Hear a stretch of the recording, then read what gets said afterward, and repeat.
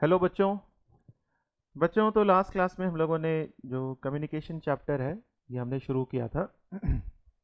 तो आज हम इसको आगे कंटिन्यू करेंगे communication.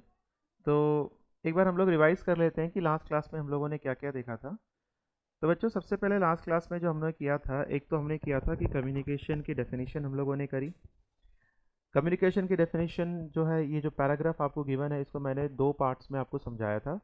Then after communication definition हम लोगों ने देखा था कम्युनिकेशन प्रोसेस क्या होता है, the process of communication. So the process of communication में जो पूरा डायग्राम है बच्चों, ये हम लोगों ने देखा था। देन प्रोसेस ऑफ कम्युनिकेशन के बाद हम लोगों ने क्या किया था, the broad categories of communication are. Communication को बेसिकली अगर हम कहेंगे कि दो हिस्सों में डिवाइड कर सकते हैं। Communication based on types of communication based on channel. Channel का मतलब है किसके ज़रिए हम लोग कम्युनिकेट करने वाले हैं। So on the basis of channel communication can be classified into verbal, non verbal and visual. ये हमने देखा था कि verbal, non verbal and visual. और वर्बल, नॉन वर्बल, विजुअल के बाद है हमने देखा based upon the purpose and style. So communication can be classified into formal and formal. फिर हमने किया था वर्बल कम्युनिकेशन। वर्बल कम्युनिकेशन क्या होता है बच्चों, इसके लिए हम लोगों ने जो की वर्ड जो है वर्बल कम्युनिकेशन का, वो क्या था, वर्ड्स एंड लैंग्वेज। ये बहुत इंपॉर्टेंट है ये वर्ड आपको। जब भी आप वर्बल कम्युनिकेशन की डेफिनेशन लिखते हो तो ये जो दो शब्द हैं कि वर्ड्स और लैंग्वेज। वर्बल कम्युनिकेशन क्या होता है, verbal communication involves words and language. Verbal communication में शब्द और भाषा इन दोनों का इस्तेमाल किया जाता है। तो जहां पर भी हम शब्द और भाषा का इस्तेमाल करते हैं उसको हम लोग वर्बल कम्युनिकेशन कहते हैं। And because of this, as we are using words and language in the verbal communication, so verbal communication can be of two types, which can be written communication as well as oral communication. See, when we are talking about written communication, so written communication में we are using the words and language. हम लोग शब्द भाषा दोनों का इस्तेमाल करते हैं लिखते समय। while we are writing, we are using the words. जैसे मान लो अगर आप हिंदी का लिख रहे हो तो हिंदी के शब्द यूज करोगे, तो हिंदी अपने आप में एक लैंग्वेज है। So written communication, that's why it is a part of verbal communication. And again, oral communication is also a part of verbal communication, because in oral communication as well we are using the words and language. हम यहाँ पर भी शब्द और भाषा का इस्तेमाल करते हैं। और बच्चों जैसे मैंने आपको इसमें पॉइंट्स भी मैंने टिक कराए थे कि किस तरीके से इफेक्टिवली आपको रिटन कम्युनिकेशन, ओरल कम्युनिकेशन आपको देखना है, ये हमने लास्ट क्लास के रिकॉर्डिंग में हम लोगों ने देखी थी। तो आप आज हम इसको जो है आगे कंटिन्यू करेंगे, ठीक है। कल हम लोगों ने एक टैगलाइन के साथ हमारी क्लास हमने डिस्कस करी थी, तो आज हम उसी को आगे कंटिन्यू करते हैं। देखो ये एक स्टेटमेंट बच्चों यहाँ पे लिखा हुआ है। स्टेटमेंट में क्या बताया गया है, verbal communication is the easiest. और बच्चों आपको भी लगेगा जब मैं वर्बल कम्युनिकेशन कहता हूँ तो उसमें ओरल यानी कि बोलना और रिटन यानी कि लिखना, लिखना और बोलना, ये दोनों चीज़ें वर्बल कम्युनिकेशन का हिस्सा है। तो जनरली दिमाग में क्या आता है कि यार या तो हम लोग बोलते हैं या तो हम लोग लिखते हैं। सो बोलना और लिखना ये दोनों मिला करके करीब करीब 90% ऑफ अवर कम्युनिकेशन बनना चाहिए। 90 नहीं तो 70, सबकी अपनी अपनी थिंकिंग है। बट इतना तो श्योर है कि सबसे ज़्यादा कम्युनिकेशन का जो टाइप है वो वर्बल ही होना चाहिए, क्योंकि इसमें बोलना भी आ रहा है या तो लिखना भी आ रहा है। बट उसके बिल्कुल ऑपोजिट में यहाँ पे सेंटेंस क्या गिवन है, verbal communication is the easiest, fastest and the most successful form of communication. No doubt about it. verbal communication सबसे आसान, सबसे तेज और सबसे ज़्यादा सक्सेसफुल फॉर्म ऑफ कम्युनिकेशन है। Yet surprisingly, but इसके बावजूद सरप्राइजिंगली, अकॉर्डिंग टू रिसर्च, एक रिसर्च के अनुसार, it comprises of only 7% of all human communication. कि वर्बल कम्युनिकेशन में जो है केवल और केवल 7% ही ह्यूमन कम्युनिकेशन इन्वॉल्व होती है। Human communication involve. अब देखो बच्चों क्यों हमको यहाँ पे लिखा गया है कि वर्बल कम्युनिकेशन जिसमें कि ओरल और रिटन दोनों आ जाते हैं, ये केवल 7% में 7% क्यों है, ये क्यों 90% के अबव नहीं है। अब इसके बच्चों कुछ रीजंस हैं, इसको हम एक एग्जांपल लेके समझते हैं। बच्चों आप इमेजिन करो कि जैसे आप किसी फर्स्ट टाइम आप मान लो जैसे कि रेलवे स्टेशन में जाते हो, जब आप रेलवे स्टेशन में जाते हो तो आप अपनी रेलगाड़ी का वेट करते हो। तो जब आप रेलवे प्लेटफॉर्म पे खड़े हो तो क्या आप इमेजिन करो, तो क्या आप किसी से बात कर रहे होते हो? आप किसी से नहीं बात कर रहे हो।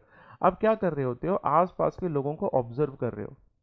वहाँ पे ठेले वाला क्या बेच रहा है, एक बुक स्टॉल वाला भी होता है, कोई सामान ढोने वाला है, कोई कूली है, या फिर दूसरे पैसेंजर्स हैं, कोई दूसरे स्टेट का है, कोई इस तरीके से आपके दिमाग में जैसे जैसे आप लोगों को देखते जाओगे, दिमाग में कुछ ना कुछ थॉट प्रोसेस चलता जाता है। मतलब आपने देखा, देखने के बाद जो है आपके दिमाग में आया। तो जब आप देख करके आपके दिमाग में कुछ भी एनकोड या फिर डीकोड, आप कुछ भी मैसेजेस करते हो, तो क्या वो वर्बल कम्युनिकेशन का पार्ट है? No, that is not a verbal communication. वो एक तरीके से विजुअल कम्युनिकेशन का वो पार्ट हम कह सकते हैं। आप लोगों को समझ में आ रहा है बच्चों? तो ये वर्बल कम्युनिकेशन नहीं है। तो अगर आप देखोगे जनरली जो चीज़ें हम लोग जो देखते हैं, या फिर जो किसी के सिग्नल, ये जो नॉन वर्बल कम्युनिकेशन जो है, ये सबसे ज़्यादा जो है आपको पाई जाती है। इनफैक्ट अगर आप देखोगे, जैसे आप ट्रेन में जब सफ़र करने के लिए जब आप ट्रेन में चढ़ते हो, आप अपनी सीट पे बैठते हो, तो क्या एकदम से आप अपने आसपास के लोगों से बात करना शुरू कर देते हो? क्या नहीं। हम लोगों को ऑब्जर्व कर रहे होते हैं। ट्रेन की खिड़की के बाहर जब आप देखते हो, आपको पहाड़ दिखते हैं, आपको जंगल, पेड़ दिखते हैं, नदियाँ दिखती हैं। तो इन सभी चीज़ों को जब हम लोग देखते हैं, तो दिमाग में कुछ ना कुछ थॉट्स चलते हैं।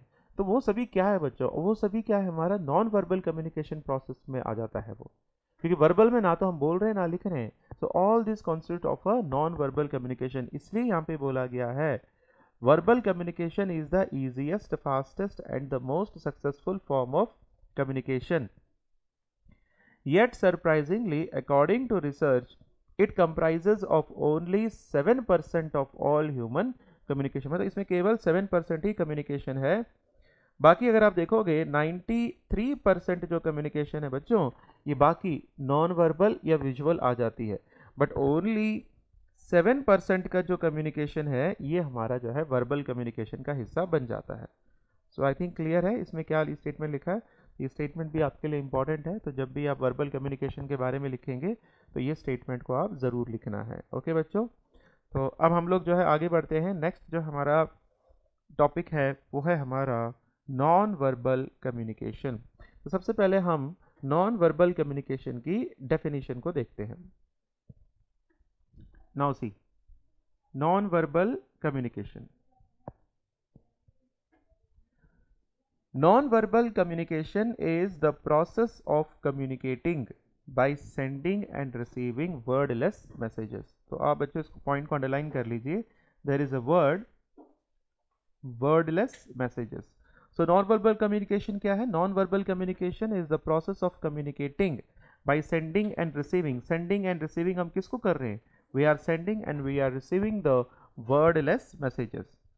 वर्डलेस मतलब बच्चों यहाँ पे शब्दों की हम बात नहीं कर रहे हैं, हम बॉडी लैंग्वेज की बात कर रहे हैं। आप अपने बॉडी से कुछ भी इशारे कर सकते हैं। जैसे मान लो किसी को ऑल द बेस्ट कहना है, देन वी हम इस तरीके से शो करते हैं।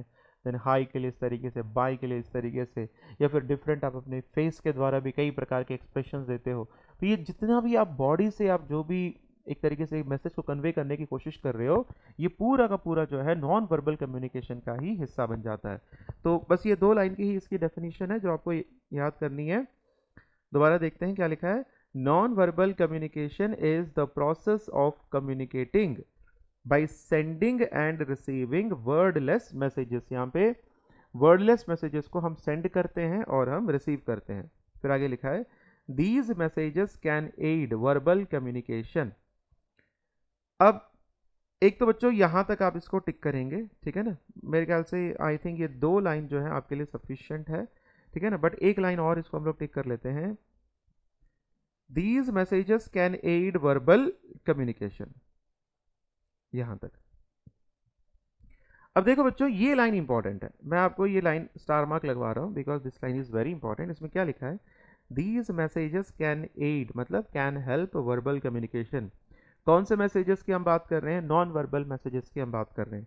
तो जो नॉन वर्बल मैसेजेस हैं या फिर जो वर्डलेस मैसेजेस हैं, ये वर्बल कम्युनिकेशन को और ज़्यादा इफेक्टिव बना सकते हैं और ज़्यादा हेल्पफुल बना सकते हैं। बच्चों एक काम करते हैं, एक लास्ट क्लास में हमने एक लाइन पढ़ी थी, उस पर हम वापस आते हैं। मैं एक आपको पॉइंट दिखाना चाहता हूँ।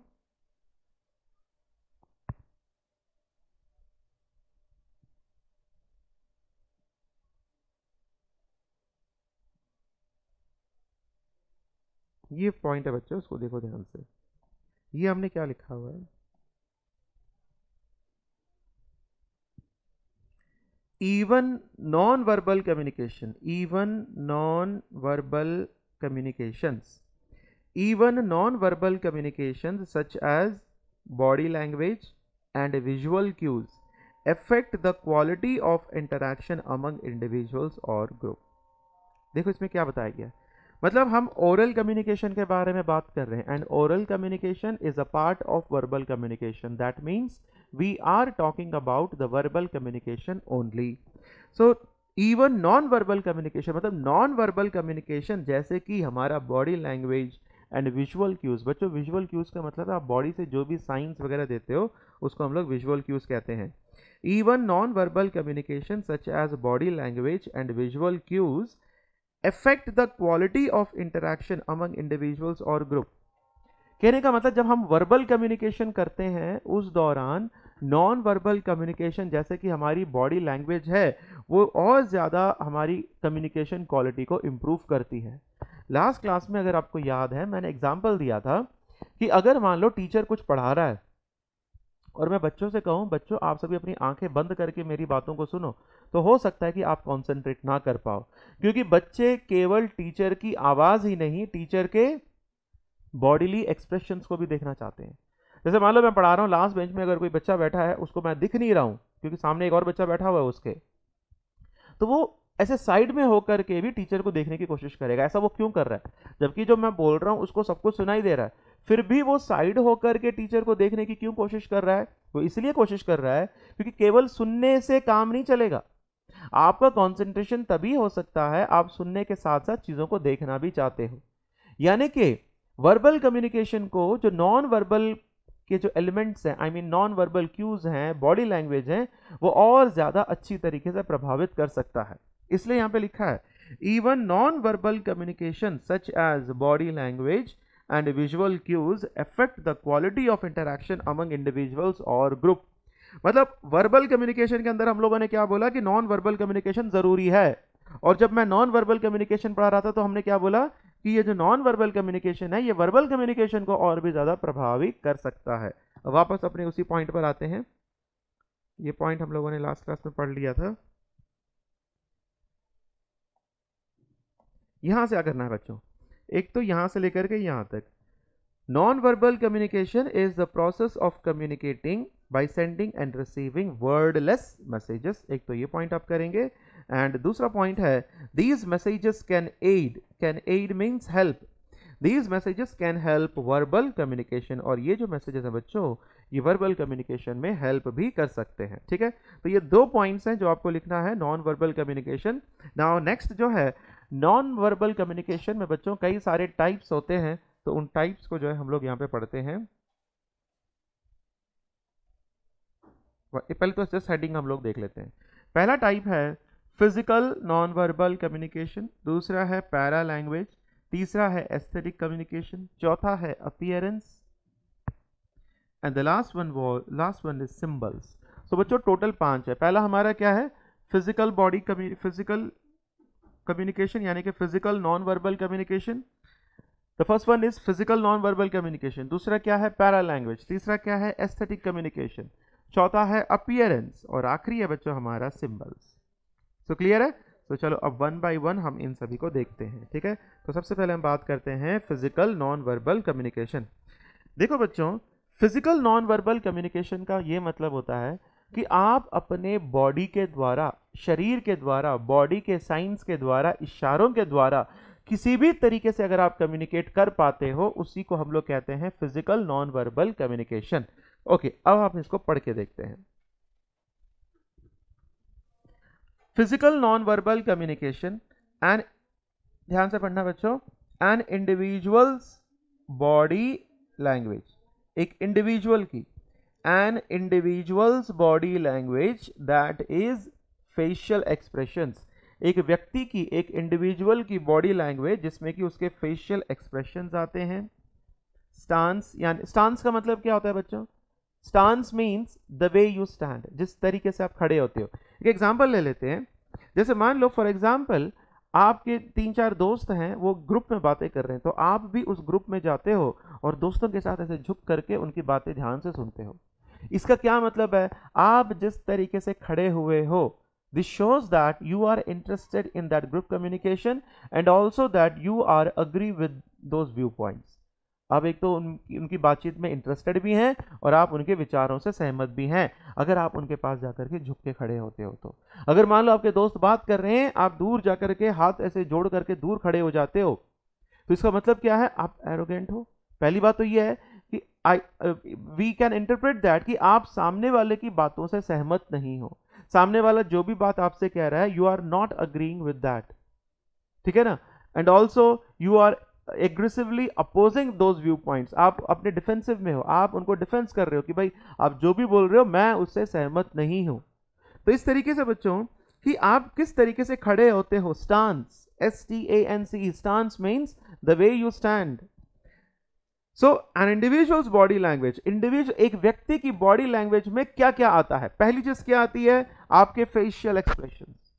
आप मुंह बनाते हो, खुशी में स्माइल करते हो, दुखी में सैड सा मुंह रखते हो, और भी कई तरीके से आप मुंह बनाते हो, तो ये आपके फेशियल एक्सप्रेशन। स्टांस मतलब द वे यू स्टैंड, जिस तरीके से आप खड़े होते हो। जेस्चर्स मतलब किसी भी तरीके के बॉडी साइंस जो आप देते हो। And tone of voice, now बच्चों remember one thing, this tone of voice, ये जो टोन ऑफ वॉइस है ना, ये भी नॉन वर्बल कम्युनिकेशन का पार्ट है। टोन, अब जैसे एक एग्जांपल ले लेते हैं हम लोग। टोन ऑफ वॉइस में क्या होता है बच्चों?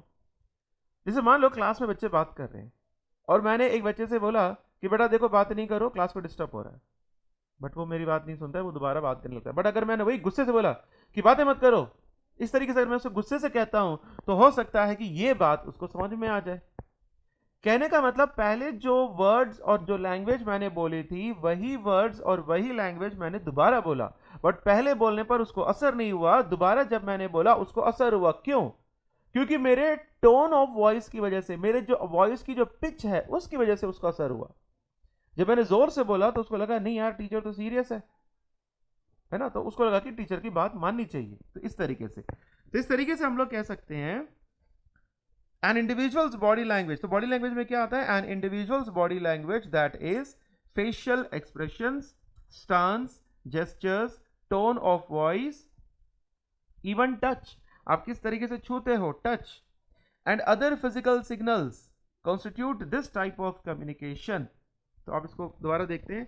An individuals body language that is facial expressions, stance, gestures, tone of voice, touch and other physical signals constitute this type of communication.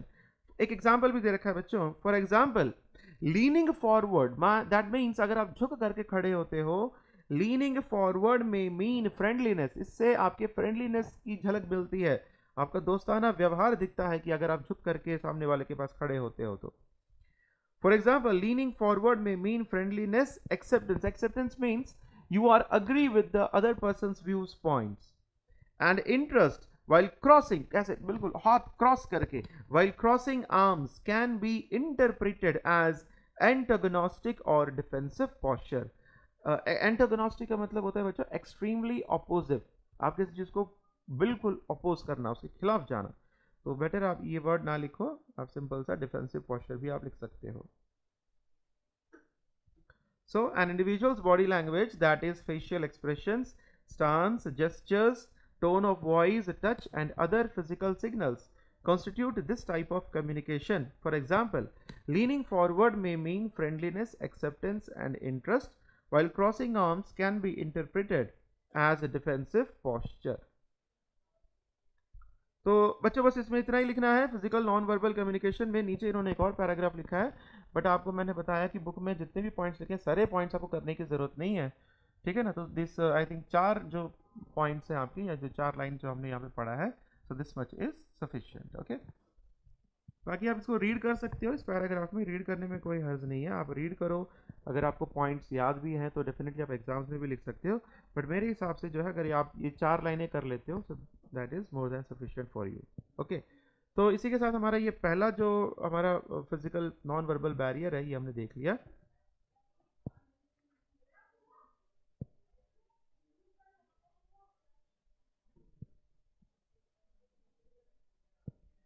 अब बच्चों फिजिकल नॉन वर्बल कम्युनिकेशन के बाद जो हमारा अगला टॉपिक है वो है para language. Very interesting and very important for examination, para language.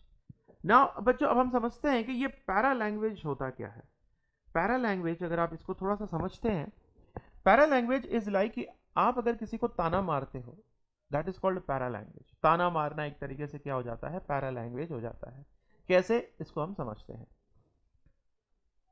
एक एग्जांपल ले लेते हैं, जैसे कि मान लो मान लो फॉर एग्जांपल मैं किसी पार्क में जाकर के एक बेंच पे बैठ जाता हूँ और वहां पर एक झूला है, तो एक छोटा सा बच्चा दौड़ते हुए आता है, झूले में चढ़ता है, फिर वहां से कूदता है, दौड़ते हुए आता है, झूला चढ़ता है, वहां से कूदता है।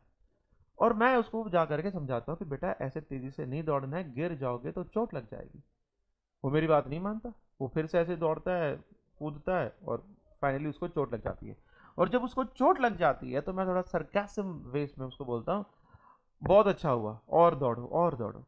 आप समझ रहे हो बात।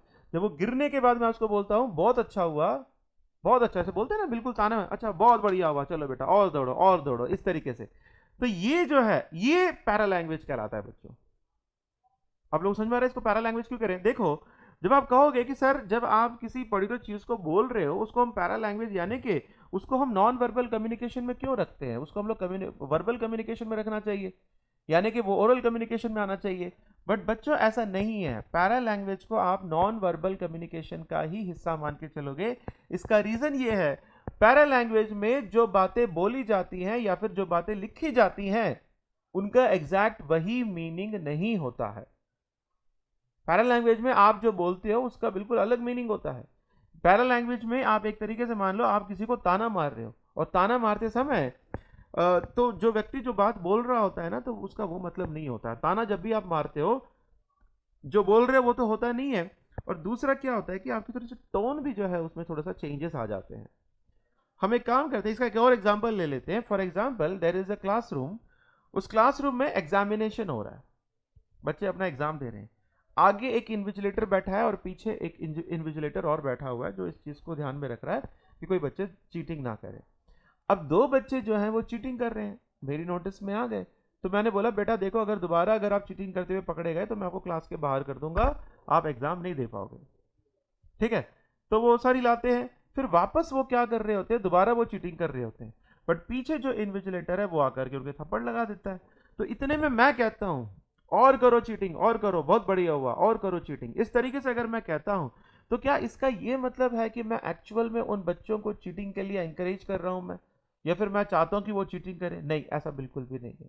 मैं उनको ये समझाने की कोशिश कर रहा हूं कि लिसन, मैंने तुमको पहले भी बोला था कि इस तरीके से चीटिंग नहीं करनी है, पर तुम मेरी बात नहीं मान रहे थे, अब देखो क्या हुआ तुम्हारे साथ, now face the consequences.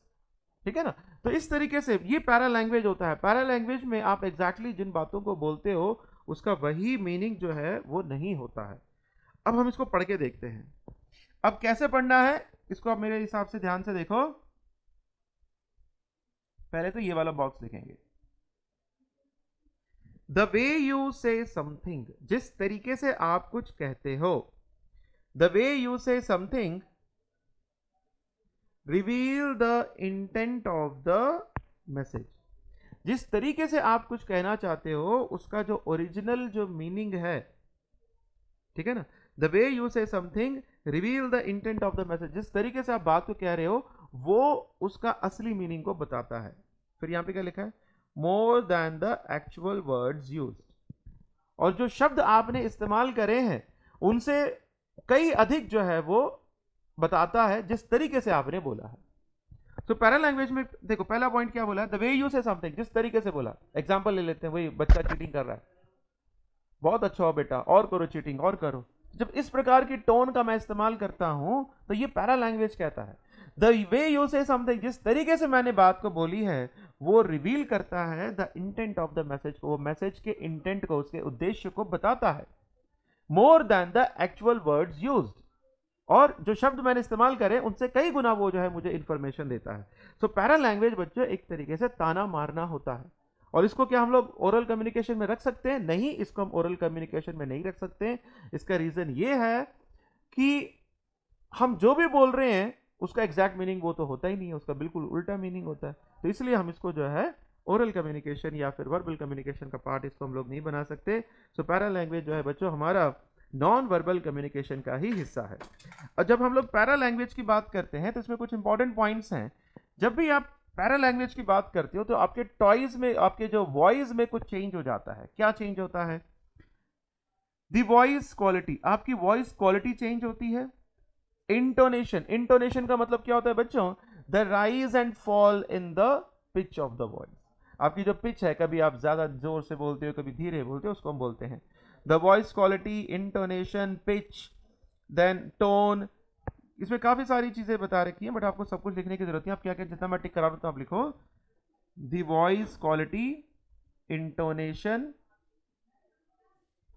And style of speaking communicates approval, इसे कट कर दो, approval or lack of it. ठीक है बच्चों, तो इतना आपको लिखना है। तो पहली लाइन आप क्या लिखोगे? इसको दोबारा एक बार मैं रिपीट कर देता हूं। देखो पहले क्या लिखना है, ये बॉक्स आपका आ जाएगा।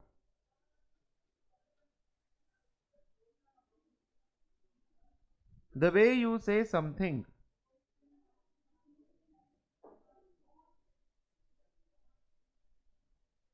reveal the intent of the message. The way you say something reveal the intent of the message। और ये जो है थर्ड, 1 2 3, इस तरीके से आपको सेंटेंस बनाना है। The way you say something reveal the intent of the message more than the actual words used। फिर उसके बाद क्या लिखोगे? The voice quality, intonation, ये आप कट कर दो, and style of speaking communicates approval or lack of it. तो ये थोड़ा सा मैंने इसको शॉर्ट करने की कोशिश करी ताकि इसको आप आराम से याद कर सको। The voice quality, intonation and style of speaking communicates approval or lack of it. So I think clear है बच्चों पैरा लैंग्वेज क्या है। सो पैरा लैंग्वेज के बाद जो अगला हमारा टॉपिक है बच्चों, वो हम इस पे जाते हैं, दैट इज हमारा एस्थेटिक कम्युनिकेशन। एस्थेटिक का मतलब क्या होता है बच्चों? एस्थेटिक का मतलब होता है एक तरीके से beauty. Aesthetic is nothing but beauty. Aesthetic communication का मतलब है कि हम किसी बिल्कुल अलग तरीके से जब हम कम्युनिकेट करने की कोशिश करते हैं, जैसे मान लो पेंटर जो है वो अपनी बात को पेंटिंग्स के द्वारा रखता है पब्लिक के सामने। आप लोगों ने पेंटिंग्स की गैलरीज भी देखी होंगी कि लोग जो है टिकट खरीद के पेंटिंग, जो बड़े बड़े वर्ल्ड लेवल पे या फिर नेशनल लेवल पे जितने भी पेंटर्स हैं उनकी पेंटिंग गैलरीज लगती हैं, तो लोग उनकी पेंटिंग्स को देखने के लिए जाते हैं। तो क्या वो पेंटिंग्स में केवल वो डायग्राम या फिर वो फोटो को देखते हैं बच्चों? नहीं, पेंटिंग्स जो है ये कुछ ना कुछ आपको कम्युनिकेट करते हैं, वो कुछ ना कुछ भाव, कुछ फीलिंग्स इनको प्रेजेंट करते हैं। तो इस तरीके से अगर आप देखोगे तो पेंटिंग जो है एक तरीके से कम्युनिकेट करने का साधन है, बट ये एक बहुत ही आर्टिस्टिक फॉर्म है, ये कला है। एक कलात्मक रूप से जब आप अपनी बात को सामने वाले तक पहुंचाते हो, उसी को हम लोग जो है एस्थेटिक कम्युनिकेशन कहते हैं। ये तो पेंटिंग की बात हो गई। अब एक एग्जांपल ले लेते हैं, जैसे मूर्तिकार जब मूर्ति बनाता है तो उसकी मूर्ति होता है ना, जैसे मूर्ति में कि आप फेस देखते हो वो बहुत खुश लग रहा है या दुखी लग रहा है, तो इस तरीके से मूर्तिकार की मूर्तियां भी काफी कुछ कम्युनिकेट करती हैं। दैट मीन्स ये भी एक तरीके से जो है एस्थेटिक कम्युनिकेशन में, मूर्ति कला, इट इज एन आर्ट। तो मूर्तिकार मूर्तियां बना करके अपनी बात को सामने रख सकता है। और दूसरा इंपॉर्टेंट, नेक्स्ट इंपॉर्टेंट एग्जाम्पल है, हमारे देश में जितने भी बच्चों क्लासिकल डांसेस हैं, these are not only a dances, ये केवल डांस नहीं है, ये उनकी दिनचर्या है, वो बेसिकली ऐसा करते हैं और डांस के द्वारा वो कुछ ना कुछ अपनी बात जो है सामने वाले तक रखना भी चाहते हैं।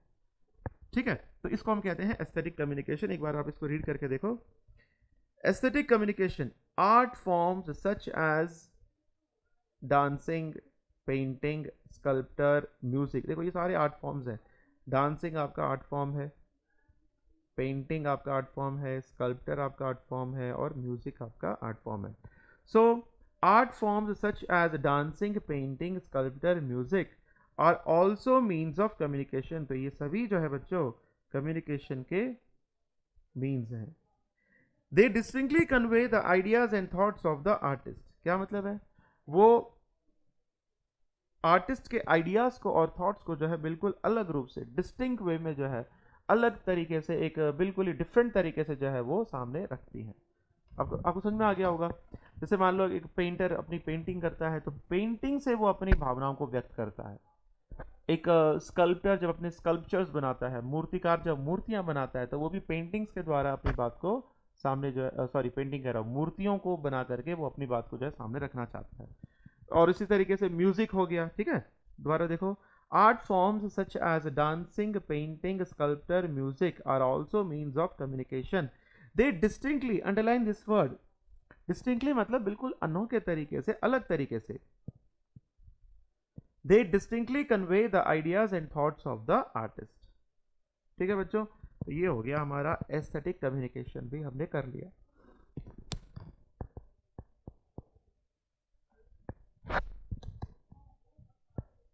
अब बच्चों देखो, एस्थेटिक कम्युनिकेशन के बाद जो हमारा अगला है वो है अपीयरेंस। आप लोगों ने बच्चों एक कहावत सुनी होगी, the first impression is the last impression. पहली बार जिस तरीके का उम्मीद या फिर इंप्रेशन आप सामने वाले पे छोड़ते हो, तो दिमाग में वैसा ही उसके छप जाता है, और लास्ट वो फिर आपको हमेशा अच्छा कंसिडर करता है। So first impression is the last impression. तो इसलिए पहला इंप्रेशन आपका वाकई में बहुत अच्छा होना चाहिए। जैसे मान लो कभी आप किसी मीटिंग के लिए जा रहे हो, फॉर्मल मीटिंग, जैसे अभी थर्ड और फोर्थ को भी जैसे बताया गया कि सीए फाउंडेशन के बच्चों को जो है आईसीआई मीटिंग ऑर्गेनाइज करा रहा है, तो उसमें भी जो है कि अगर आप जाते हो तो ड्रेस कोड क्या होना चाहिए बच्चों? ड्रेस कोड जनरली आपका जो है फॉर्मल्स होने चाहिए। तो फॉर्मल ड्रेस कोड से जो है ये होता है कि वी कैन प्रिज्यूम दैट कि यार सामने वाले का ड्रेसिंग इतना बढ़िया है, तो डेफिनेटली ये सीरियस नोट पर काम करने के लिए आया है। तो उसकी अपीयरेंस है। चलो एक बार इसको देख लेते हैं कि क्या क्या इसमें लिखा है अपीयरेंस के पॉइंट्स में। देखिए, appearance is usually the first thing noticed about a person. एक व्यक्ति के बारे में जो पहली चीज जो नोटिस करी जाती है वो बच्चों क्या है? उसका अपीयरेंस, वो किस तरीके से दिखता है। आप भी देखो, कभी भी किसी व्यक्ति से जब भी मिलते हो तो सबसे पहले हम उसकी जो वेशभूषा, उसकी जो पर्सनालिटी को एसेस करने की या फिर उसको समझने की हम लोग कोशिश करते हैं, ठीक है ना। So appearance is usually the first thing noticed about a person. बच्चों आगे लिखा है, a well dressed and groomed person. Well dressed मतलब प्रॉपर तरीके से कपड़े पहने हुए हो, नहाए हुए हो, आपने प्रॉपर कंघी कर रखी है। A well dressed and groomed person is presumed to be organised and methodical. जिस व्यक्ति ने ठीक से कपड़े पहने, जो प्रॉपर कंघी वगैरह ग्रूम करके आया है, तो प्रिज्यूम्ड मतलब हम ये अज्यूम करते हैं, हम ये मान के चलते हैं कि वो व्यक्ति जो है ऑर्गेनाइज्ड है, कि वो जो भी काम करेगा एक सिस्टमैटिक तरीके से, क्रमबद्ध तरीके से करेगा। ऑर्गेनाइज्ड एंड मेथोडिकल लगभग सिमिलर वर्ड्स हैं। वेयर एज अ स्लूपी और अ शैबी। स्लूपी और शैबी, ये जो दो शब्द हैं बच्चों, ये दो इंपॉर्टेंट वर्ड्स हैं, स्लूपी एंड शैबी। ये छोटे बच्चों के लिए जो है बच्चों यूज किया जाता है। स्लूपी का मतलब क्या होता है? लिख लो आप लोग बुक में। स्लूपी का मतलब होता है केयरलेस।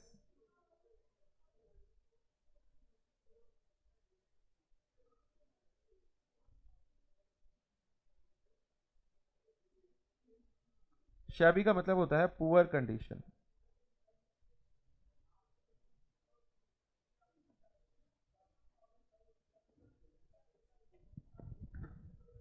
अब जैसे मान लो केयरलेस का मतलब क्या होता है बच्चों? जैसे मान लो आप छोटे बच्चों को देखते हैं, तो छोटे बच्चा मान लो अगर कोई क्लास में बैठा हुआ है, तो जब छोटा बच्चा क्लास में, उसकी कॉपी कहीं पे रहती है, वाटर बॉटल कहीं रहता है, बैग कहीं रहता है, तो बच्चा कैसा है? वो स्लूपी है, वो केयरलेस है। उसका ड्रेसिंग का पता नहीं है, बेल्ट खुली हुई है, शर्ट यहाँ जा रही है वहां जा रही है, ऐसे बच्चों को हम लोग क्या कहते हैं? स्लूपी बॉय कहते हैं। और वहीं पे शैबी का मतलब होता है बच्चों पुअर कंडीशन। जैसे मान लो अगर आपने किसी बच्चे को एक आइसक्रीम खाने के लिए दे दी, तो आप देखोगे कि वो खाएगा तो कम, मुंह में इधर उधर ज्यादा वो आइसक्रीम लगा लेता है, तो उसको हम कहते हैं shabby person. A well dressed and groomed person is presumed to be organized and methodical, whereas a sloopy or shabby person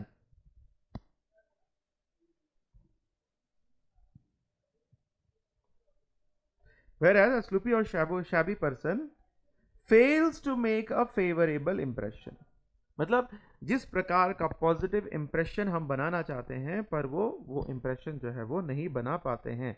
therefore इस कारण dressing appropriately in all formal interaction, इस कारण कि सभी जो भी हमारे जो फॉर्मल इंटरैक्शंस होते हैं उन सभी फॉर्मल इंटरैक्शंस में ड्रेसिंग अप्रोप्रिएटली को एम्फेसाइज किया जाता है।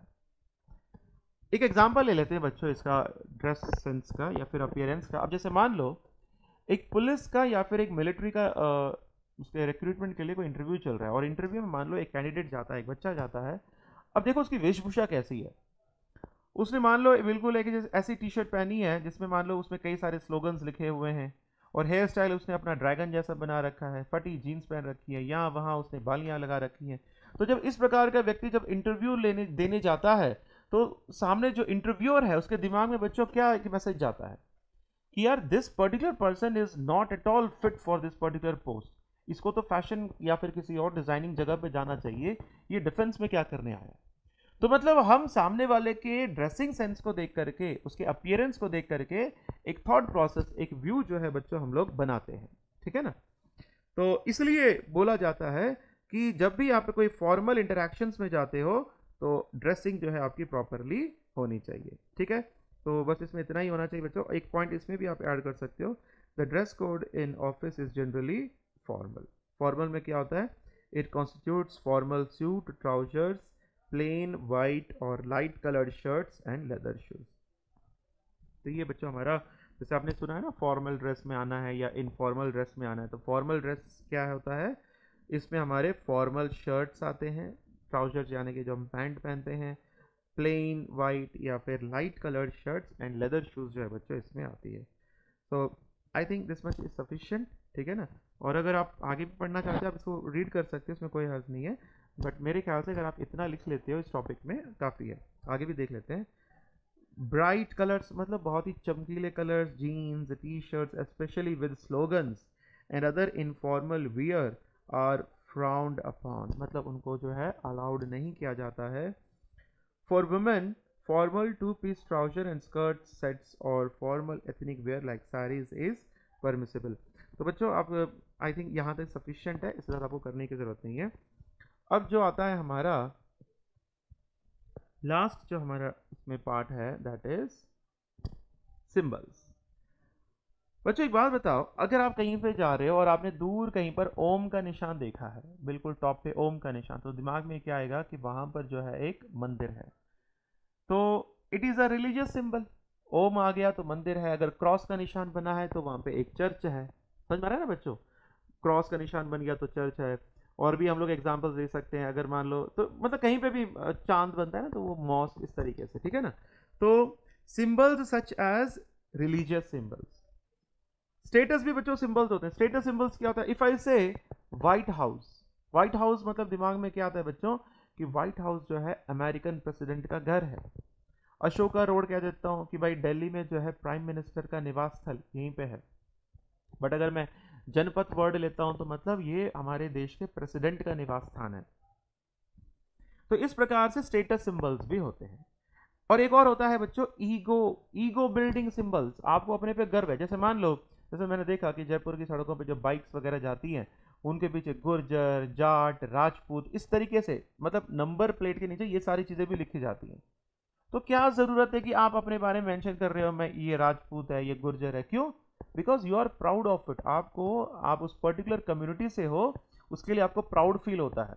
तो इसके लिए तो इस प्रकार के जो सिंबल्स होते हैं बच्चों, इनको जो है हम लोग ईगो बिल्डिंग सिंबल्स कहते हैं। तो इसी के साथ बच्चों हम लोगों ने देख लिया लगभग सारे पॉइंट्स जो हम लोगों ने देख लिए। तो एक बार जस्ट हम इसको शॉर्ट में ब्रीफ में रिवाइज करते हैं कि क्या क्या हम लोगों ने देखा आज। So today we have studied the non-verbal communication. So non-verbal communication बच्चों important point क्या है? एक तो इसमें important point ये है wordless messages, sending and receiving wordless messages को भेजना, receive करना, ये हमारा non-verbal communication का हिस्सा है, ठीक है। फिर इसके बाद हमने देखा कि physical non-verbal communication, non-verbal communication कितने टाइप्स का बच्चों, एक है फिजिकल नॉन वर्बल कम्युनिकेशन, फिर उसके बाद हम लोगों ने देखा para language. Physical non verbal में आता है पूरा बॉडी लैंग्वेज, आपके फेशियल एक्सप्रेशंस, आपके stance, gestures, tone of voice, then para language में हमने बताया था, हिंदी में इसको कहते हैं ताना मारना। सो पैरा लैंग्वेज भी जो है हमारा एक नॉन वर्बल कम्युनिकेशन है। देन एस्थेटिक कम्युनिकेशन बच्चों हमने देखा, एस्थेटिक कम्युनिकेशन का मतलब क्या है कि aesthetic means it is related with the beauty, चाहे वो डांसिंग है, पेंटिंग है, स्कल्पचर, म्यूजिक, तो इन सभी चीज़ों से ये रिलेटेड होता है। फिर इसके बाद बच्चों appearance, appearance is usually the first thing noticed about a person. तो सबसे पहले किसी भी पर्सन के बारे में जो देखा जाता है वो है उसका appearance. So a well dressed and groomed person is presumed to be organised and methodical, whereas a sloppy or shabby person fails to make a favourable impression. ठीक है बच्चों, तो यहाँ तक इसको आप देखिए। फिर नेक्स्ट क्लास में जो है हम लोग, नेक्स्ट हमारा जो टॉपिक रहेगा विजुअल कम्युनिकेशन। ठीक है बच्चों, थैंक यू।